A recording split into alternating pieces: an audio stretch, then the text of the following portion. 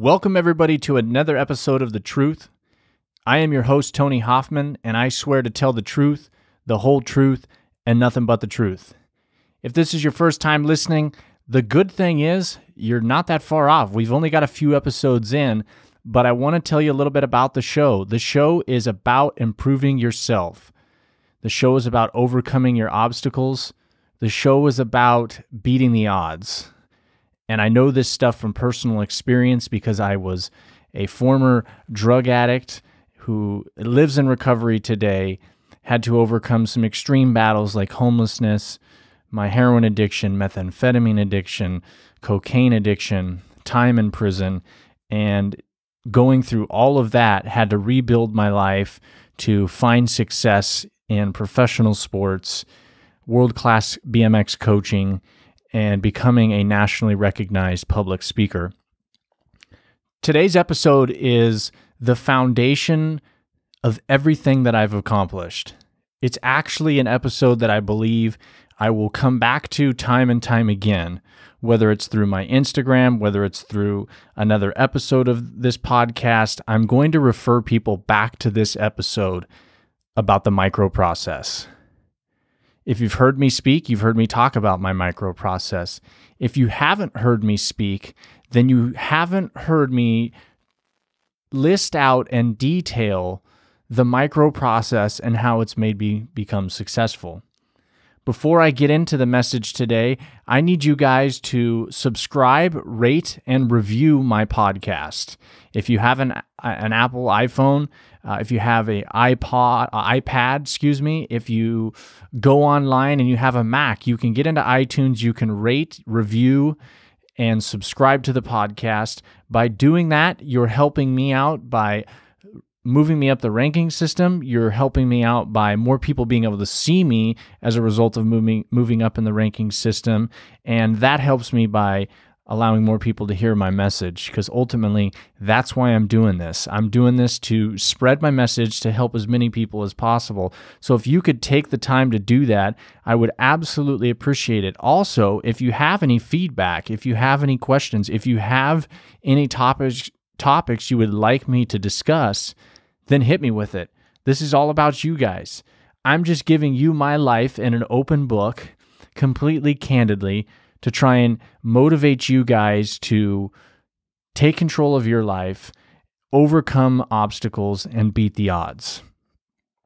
The microprocess. It is literally the mindset that is going to take you from whatever position you're in right now to the position that you want to be. And I think that one of the biggest things that we do as people is we set goals for ourselves. And then when we set these goals for ourselves, we automatically expect the goal to happen or the vision to occur within 1 year, 2 years, 3 years, 4 years. Even 4 years is a pretty short time, people. I don't know if you guys realize that or not. If you set a goal and it's a big goal, like a big goal, you say you want to land this job at a big law firm and you just got out of law school with your degree. 4 years is a very short time for you to land that big gig at the law firm you want to go to. Or if you're an athlete and you're in high school and you tell yourself that after you signed a baseball contract at the AA level, that in 3 years you want to be in the majors, that's a lofty goal. And that's a very speedy process because most people don't make it to the majors from AA baseball. That doesn't mean it's not possible. It is possible. But how do you get there? It's the micro process. It's the idea of breaking things down into such a small scale that these tasks, they seem insignificant. If you were to tell somebody that you were doing these insignificant tasks that are on the micro process, they might say, what does that have to do with reaching your goal? It's so important to understand that in the micro process, the scale is so small, but so important that if you don't put the focus and the level of intention that is needed into those small and insignificant tasks, the microprocess won't work. The microprocess won't work because you won't be able to hold the attention span towards those tasks that are needed to move from one task to the other. You guys have heard me tell my story, and some of you guys have not heard me tell my story. I was sentenced to prison. I was given 4.5 years for an armed robbery charge that I committed when I was 21 years old. I had violated my probation nearly 3 years later. And so at 23 years old, I went into the courts. I had a public defender. My parents had years previously hired me, a very, very well-known defense attorney in town who's now a judge. And I went into the courtroom and they gave me 4.5 years. And I remember when I got to prison and I get into this little, 8x12 cell at Wasco State Prison. I was on D yard. For those of you that care about prison, hopefully most of you don't.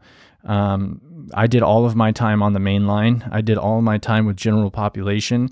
D yard was actually where some of the heaviest criminals were being housed, because at that time when you were at Wasco, which was a reception yard, you got housed based on your crime, not your time. So the way California's prison system works is when you go to a level yard, 1, 2, 3, or 4, and you go to a level based on how much time you're doing. But in the beginning process called reception, you're housed based on your crime. So I was only going to do 2 years total on that 4.5 year sentence. Most of the guys that I was with were on their way to do 10 years plus or life sentences for crimes that they weren't going to be able to get out of prison for. And so you can imagine what the environment looked like on D yard. It was gang members, it was skinheads, Southern Hispanic gang members, Crips, Bloods, for my Fresno folks, Bulldogs. It was a war scene, really, is what I would call it. Literally a war scene. I remember one time these two individuals fought. It was a skinhead and a Bulldog gang member, and they fought until they got shot by the cop in the tower. Like, that's how down these guys were for their cause, was that they would fight and they wouldn't stop fighting until somebody got shot. So that gives you an idea of where I'm at. I get into this cell, and I remember I laid down on the bunk and I read the quote that's pivotal in my life change, and that is, be careful what you think, because your thoughts become your words. Be careful what you say, because your words become your actions. Be careful what you do, because your actions become your habits. Be careful what you make a habit, because your habits become your character, and your character becomes your destiny. Now, I remember reading that quote, and that gave me the mindset that my thinking was the result of everything that I'd experienced in my life up to that point, for the most part. Now, that doesn't mean that there's not situations where our thinking doesn't get us involved in these things, but by far, our thinking is in control of our outcomes. Our thinking is in control of everything that we do in our life. And so I started understanding myself when I was in this prison cell. But when I was in this prison cell, within 2 weeks, I had felt a strong calling from God that I needed to do 4 things. Become a professional athlete, go to the Olympics, start a nonprofit organization for kids, and become a public speaker. Now, when you're standing in an 8x12 prison cell and you say things like, I want to become a professional athlete, I want to go to the Olympics, those are lofty goals. In fact, most people thought that those goals were absolutely crazy and impossible to do, seeing that I was in a prison cell. The other 2, starting a nonprofit, that's not easy either. If you want to talk about an extremely hard thing to do, nonprofit is extremely hard to do if you want to be successful. Now, public speaking, somebody might think, well, that's probably the most fitting of them all because I had the story for it. The only thing is public speaking isn't easy.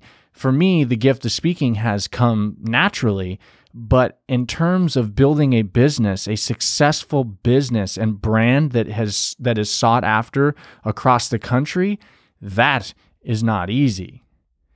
So while I'm looking at this outlook of this is what I want to do, these are my goals that I want to do when I get out of here, the number one thing that I said was, I'm going to get to the Olympics and become a professional athlete by learning how to brush my teeth every single day. Yeah, that's exactly what I said. I'm going to get to the Olympics by learning how to brush my teeth every single day. Welcome to the micro process. See, what I was learning to understand was there were things that I was not good at in my daily life. And if I wasn't good at those things, those really small yet insignificant things in my daily life, then how the hell was I going to make it to the Olympics? How the hell was I going to become a professional athlete if I couldn't even brush my teeth? If I couldn't even make my bed? If I couldn't even organize my stuff? See, when I was in prison, I could still lose things, and I only had to occupy 12 feet of space. How's that even possible? It's possible because the act of being organized and the act of taking care of my personal belongings was not something that I was capable of doing. And so the micro process leading up to the becoming a professional athlete, going to the Olympics, starting a nonprofit, or becoming a nationally recognized speaker was very simple. If I learn how to brush my teeth every single day, and I master the art of brushing my teeth, then I could move on to the next thing. And the next thing would be something equally as small, like making my bed every day. It's something that I have continued to do. I don't always do it anymore, but I try to make sure that my bed is made every single day because I believe that your intention and the small things leads to your intention and your ability to control and be a good steward over the big things. So I learned how to brush my teeth, and then I learned how to make my bed, and then I learned how to organize my stuff. And see, what I did was I used other people around me to inspire me along in my micro process. I remember making my bed was kind of, I want to say, it was easier than most things because in D yard where I was, it was basically a level 4 yard, and level 4 yards are run by very heavy politics pushed by the higher up inmates who were shot callers, so to speak. And so you had to be up at 6 a.m., you had to make your bed every single day, and you had to work out every single day. If you didn't, you got disciplined, like they would beat you up. That was part of the way these politics worked. So making my bed was actually kind of semi-easy. But what I did as I went along the way and I got to the mainline prison, which was a level 2 yard, I was now sitting in the dorm rooms. I was around hundreds of people in one little building. I remember there was a guy named Snapper. Well, they called him Snapper, and he was a part of a Southern Hispanic gang. He was a Sereno, and he was from One Way. Anyway, Snapper was very organized and very militant. And I remember watching him, and I said, I need that. I need to be organized like this guy. Like his locker is pristine. Like he puts things in the same place every day. He does the same things all the time, and it helps him stay structured. So I looked for somebody outside of me to inspire my micro process at this moment. It was about 8 months into prison. And so I started organizing my stuff. Then I started working hard every single day when I was in prison. One of the easiest things that you can do when you're not in a position that you want to be in or where you're around other people is that we tell ourselves this. We tell ourselves this, that it's okay if I take the day off because nobody will know. It's okay if I cut this corner because nobody will know. It's okay if I drop this ice cube on the floor and just kick it under the refrigerator because it'll melt and dry and nobody knows. What we don't realize when we do this, we're creating a habitual process in our mind where we become willing to skip steps and take shortcuts. And if you have a lofty goal that you've set, there's no skipping steps and there's no taking shortcuts. You either do every single task with the highest level of intention and care, or it's like not doing it at all. That's the reality. It's like not doing it at all if you don't give it your best. It's not, I almost did my best. No, you didn't do it at all. So you either do your best or you don't do it at all. And I'm recognizing this while I'm in prison. And so as I'm learning to work hard, nobody can see me in there but prison inmates and prison guards. Who cares what I do, right? Wrong. I knew that if I started taking days off when I was in prison, I would come up with excuses for why I needed days off when I was free. And you'll do the same thing. You don't have to be in prison. You'll come up with reasons why you don't spend the extra hour studying. You'll come up with reasons why you don't spend the extra hour reviewing your videos. You'll come up with reasons why you don't have to go to your therapist this week. You'll come up with reasons why you don't need to do whatever it is you actually need to do. And so me knowing this, I started pushing myself. And at times, it was like I was having to yell at myself mentally. I remember when getting up in the morning was where my microprocess was at, and it was actually one of the last things that I started to master. I had to tell myself, literally, get up. Get out of bed right now. Get up. Sometimes it felt like I was laying there for 5 to 10 minutes just yelling, get up.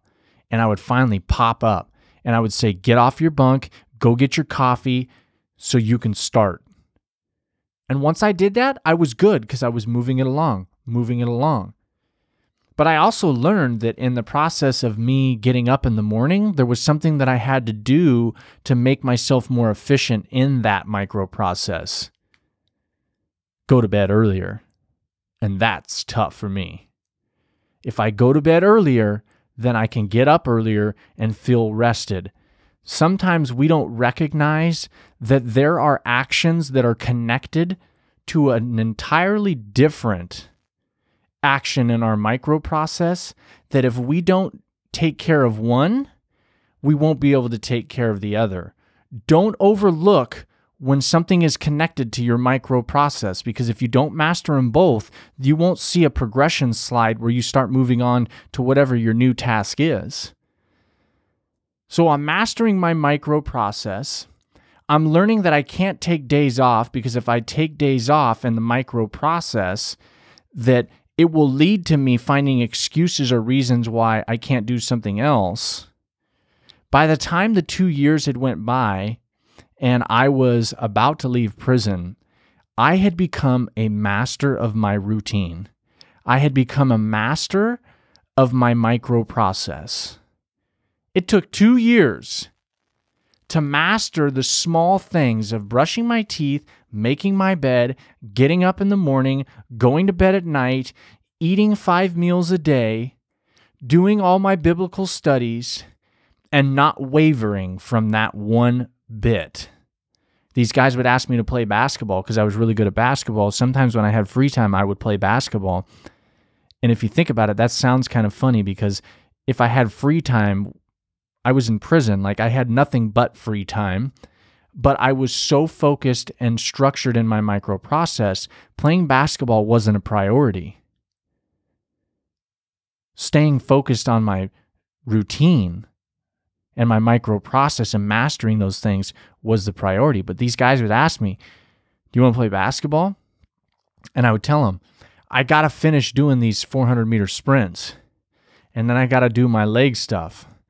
Afterwards, if I have some time, I'll come play basketball. I remember this guy looked at me one time like, what the hell is this kid doing? What is he talking about? Like, bro, just come play basketball. I couldn't just play basketball because playing basketball wasn't a part of the micro process to going to the Olympics. Playing basketball wasn't part of the micro process to becoming a professional athlete. Playing basketball was something I could do to pass time. I want you to really think about that for yourself. What are you doing to pass time that has nothing to do with your micro process that reaches you to where you want to go? Because you got to give that up. You got to give that up. If I didn't give those things up, I would probably never be where I'm at right now. And where I'm at right now is one of the best places I've been in my life. And that's because I've sacrificed things that didn't belong. Not that I didn't enjoy them, not that they weren't fun.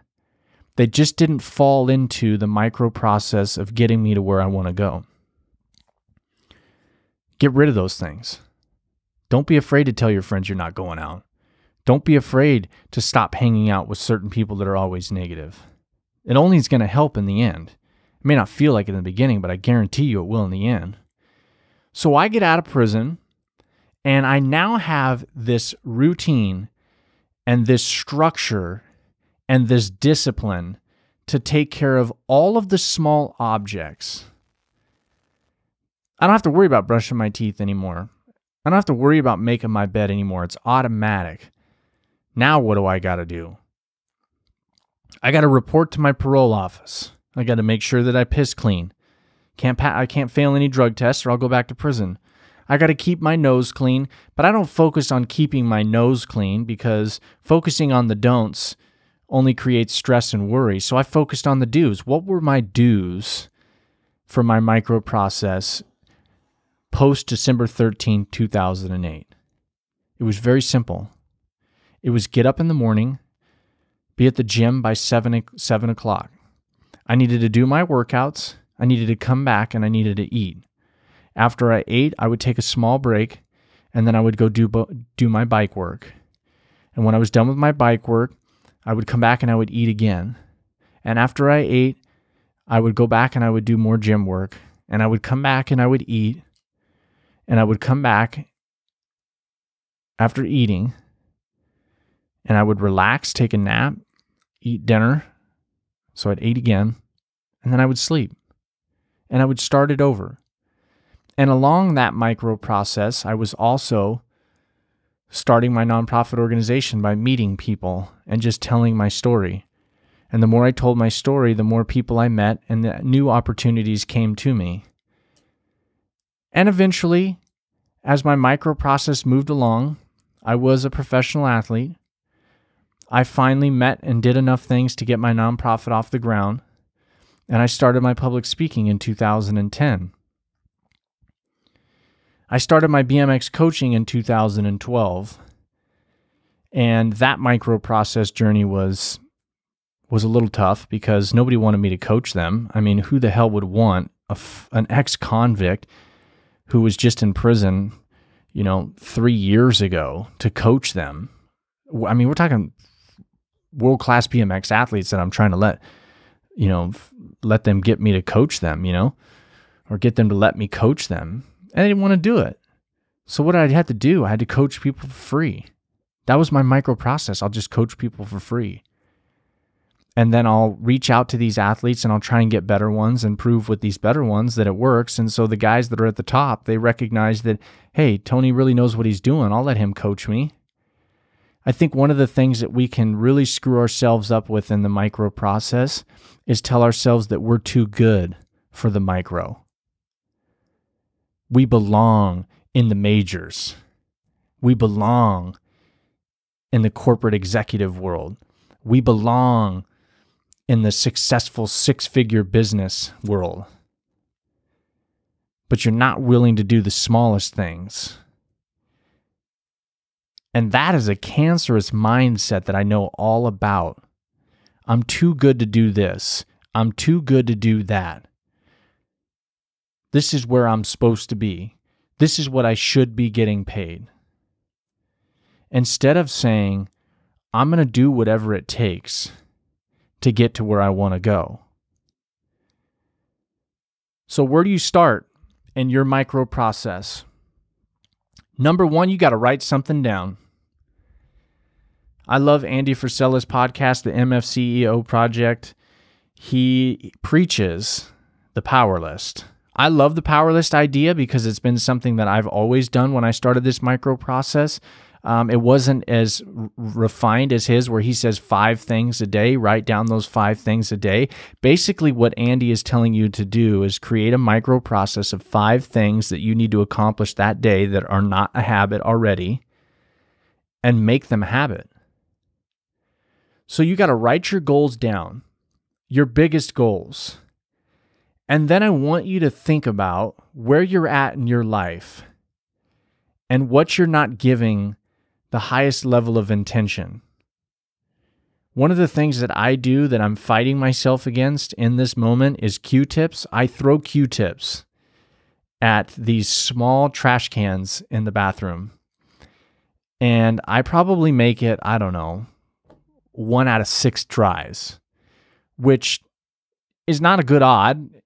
It typically means that I'm going to miss every time I throw this damn Q-tip into the trash can, or try to anyhow. And then I have to stop myself from wanting to just walk out of the bathroom. I'll get it later. It's not that big of a deal. It's only a Q-tip. What I'm trying to do is tell myself, just stop throwing the Q-tip, dude. Just walk it over and take the extra steps to the trash can and throw it away. It's not that difficult. And if I can master the art of giving a higher level of attention to throwing that Q-tip away, it puts me in a space where the other things that I need to do that require attention, I'm able to do them with less stress. So write your goals down, and then find the areas in your life that you need to improve. Maybe you like to kick the ice cube under the refrigerator. Maybe you don't like to clean the dishes after you eat. Maybe you put things off that you've been meaning to do for a long time. Have you ever thought that maybe those habits are exactly why you're not getting to where you want to go? The micro process. It's so simple. Once you start completing the micro process tasks over time, don't think that this is an overnight deal. This is a you do this because this is the right thing to do type of deal. After you complete these micro process tasks, 6 months down the road, you have more motivation. And it's not because life has become more motivating in itself. It's because you're confident. You're more confident in completing small tasks. And you may not recognize it now, and you may think, no, that's never going to work. Stop. You're telling me that if I just, throw away my Q-tips and stop kicking the ice cube under the refrigerator and start doing my dishes and not put off the things that I put off, that I'm just going to be more motivated? That's exactly what I'm telling you. Why don't you try it? Why don't you stop making excuses for why you don't need to do things? That's what's holding you back. That's the reason why you're in this position right now. And I know what that's like, because I've been there. And maybe a little worse than the position that you're in right now. And if you're in a position like I was in, or worse than I was in, and you've somehow managed to get a hold of this episode, you're going to crawl your way back out by learning how to throw that Q-tip away, by learning how to brush your teeth, by learning how to say please and thank you. And once you learn how to do those things, then you look around and you find inspiration for the next thing that you need to learn how to master, and you use those things that are going to move you towards your goal until you finally mark off every goal that you've created and start writing down new ones. Because when I was in Rio de Janeiro for Brooke Crane's 2016 Olympic run as a BMX athlete. I'll never forget going down to the beach under this little cabana and having my espresso and my acai bowl from Brazil finally. Looking out into the ocean and writing into my journal that I had 4 goals. And everybody said that those goals were a joke. Impossible. No way it could be done. They laughed at me. But here I am today, in August of 2016, in Rio de Janeiro. My final goal out of the 4 that I set in an 8x12 prison cell, they were done. They were done. Brush my teeth, make my bed, organize my stuff, work hard every single day in prison, even though nobody's looking and I can take a day off and it won't matter. Just keep working hard. Stay disciplined. Sacrifice the things that other people aren't willing to sacrifice. Give up the people that aren't helping me reach my goals, that aren't making sure that I'm okay when I'm down. Because if they're not helping me in those things, they're not going to help me whenever I need them, and so they're helping me waste my time. It's the micro process, guys. Write your goals down. Find out what it is in your life that you need to improve on the micro scale to get you where you want to go. And make adjustments along the way. That's the truth, the whole truth, and nothing but the truth.